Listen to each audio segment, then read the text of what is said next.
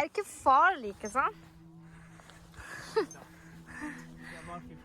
دیروز دلم یه چالش و ماجراجویی جدید می‌خواست. پس تصمیم گرفتم که برم یه جای جدید رو تو جنوب نروژ پیدا کنم که تا حالا نرفتم و اسمی هم ازش نشنیدم. شروع کردم به سرچ کردن که رسیدم به شهر فلکفیور. از قرار معلوم یه کابین باحالی بالای این کوه‌ها قرار داشت که به نظرم ارزش دیدن رو داشت. تصمیم گرفتم که برم اینجا با اینکه مسیرش رو نمی‌دونستم و به نظرم سخت و پیچیده هم میومد. راستش رو بخواین اول که مسیر رو دیدم یک کوچولو دودل شدم که اصلا میتونم برم بالا یا نه، ولی تصمیم گرفتم که برم چون که یه چالش و ماجراجویی جدید بود و دلم می‌خواست که امتحانش کنم.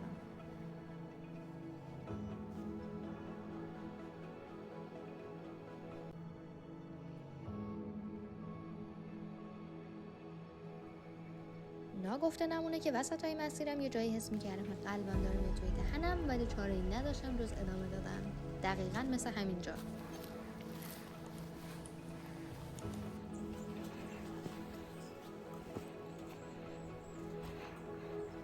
تا اینجا که ویوش خیلی خوشگله. بریم بالاتر ببینیم به کجا میرسه.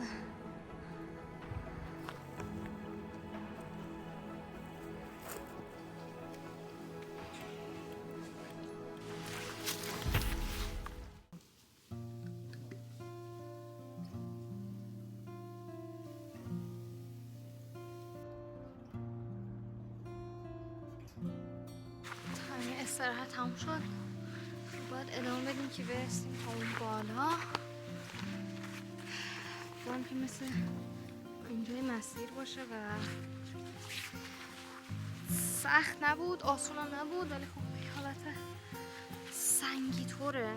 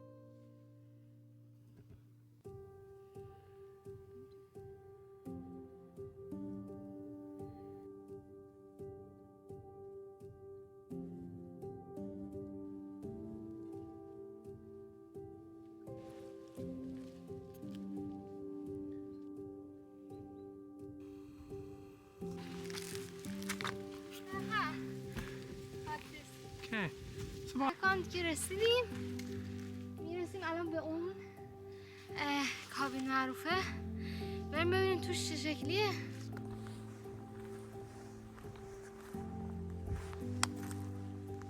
وقتی رسیدم داخل این کابین دقیقاً همون چیزی بود که انتظارشو داشتم از نروژ.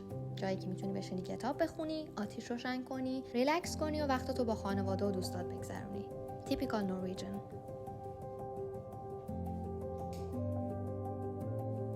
نکته اصلی ورود به این کابین اینه که کفشاتون حتما باید در بیارین و یه سری دمپایان‌ها اونجا هست که چون استفاده کنید. این دقیقاً همون دستاورد است براشون. وقتی از این مسیر سخت میای بالا، حالا وقتشه که ریلکس کنی، کتاب بخونی و یه فضای خیلی آرومی رو برای خودت درست کنی و بشینی تو این طبیعت بی‌نظیر و از فضا لذت ببری.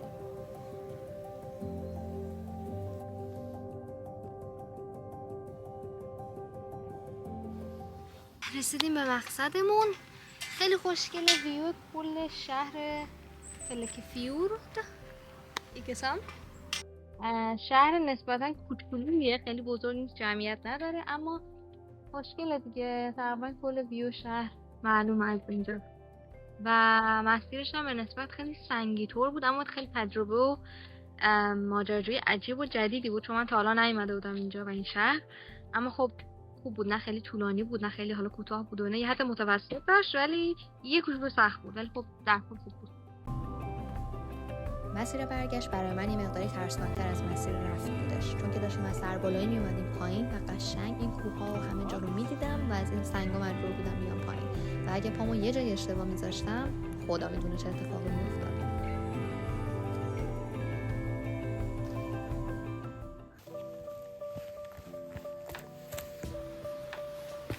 قشنگ توی لول دیگه هستیم.